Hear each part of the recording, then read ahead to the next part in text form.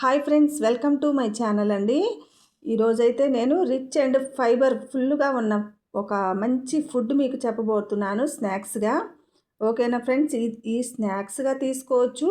ఈ యొక్క బౌల్ తిని ఒక రాగి జావ తాగేస్తే అసలు మనకి డిన్నరే అక్కర్లేదు, ఆకలి అనే ప్రాబ్లమే ఉండదండి. గోధుమలు ఇవి నేను నానబెట్టి ఇప్పటికి 9 గంటలైంది.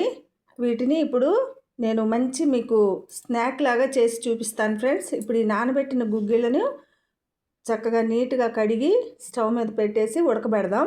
ఓకేనా? చూడండి ఫ్రెండ్స్, స్టవ్ మీద అయితే గోధుమలు నీట్గా కడిగి పెట్టాను. ఈ దగ్గర 10 అవర్స్ నానబెట్టినవి. ఓకేనా? ఫస్ట్ అయితే స్టీల్ గిన్నెలో పెట్టానండి. మళ్ళీ ఉడకటం లేట్ అయిపోతుందని మళ్ళీ కుక్కర్లోకి మార్చేశాను. అవి ఒక 3 విజిల్స్ వచ్చాయంటే చక్కగా ఉడుకుతాయి. ఒక పక్క అయితే స్నాక్స్తో పాటు అల్లం టీ కూడా మరుగుతున్నాయి. ఇది సండే స్పెషల్ అండి ఈరోజు, గోధుమ గుగ్గిళ్ళు.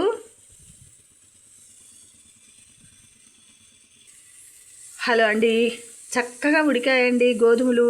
అసలు అంటంటేనే చూడండి చక్కగా ఉడికినాయి. ఎంత బాగున్నాయో అండి. టేస్ట్ అయితే అసలు మీరు చేసుకొని తినండి. మీకు ఫైబర్ ఫుడ్గా ఉంటుంది, కడుపు నిండిపోతుంది, ఇంకా డిన్నర్ కూడా చేయక్కర్లేదు, అంత బాగుంటుంది. వీటి వచ్చేసి ఒక ఆనియను, 4 పచ్చిమిర్చి ఇలా తాలింపు వేసేసి కొంచెం 1 స్పూన్ ఆయిలే, ఎక్కువ కాకుండా వేశాను. సో కుక్కర్లో విజిల్ పోయిన తర్వాత తీసేసిన తర్వాత ఒక 1/2 స్పూన్ సాల్ట్ వేసి ఒక 3 మినిట్స్ ఉంచి తీసేసానండి స్టవ్. అప్పుడు సాల్ట్ వాటికి పట్టేసుకుంది, లైట్గా వేశాను. ఒకవేళ మీరు కుక్కర్లో సాల్ట్ వేయటం మర్చిపోతే ఈ ఆనియన్స్లో కూడా వేసుకోవచ్చు. ఓకేనా ఫ్రెండ్స్? చూడండి ఫ్రెండ్స్, గోధుమ గుగ్గిళ్ళు అయితే రెడీ అయిపోయినాయి.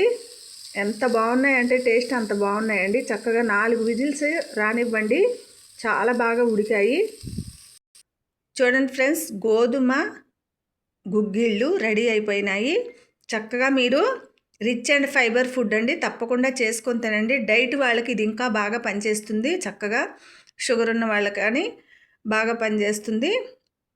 So thank you so much అండి. నా యొక్క వీడియో నచ్చినట్లయితే షేర్ అండ్ సబ్స్క్రైబ్. ఓకేనా ఫ్రెండ్స్?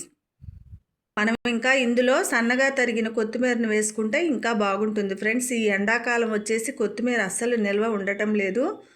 దాని మీద ఎక్కడెక్కడి నుంచో తెచ్చిన వాటర్ చల్లేసి ఉంచుతున్నారు. దానివల్ల ఇక తీసుకోవడం మానేశాము. సో కొంచెం వర్షాలు పడితే కానీ మళ్ళీ తీసుకోవడానికి ఛాన్స్ ఉంటుంది. సో ఇలా మీరు చేసుకొని తినండి తప్పకుండా. థ్యాంక్ యూ అండి.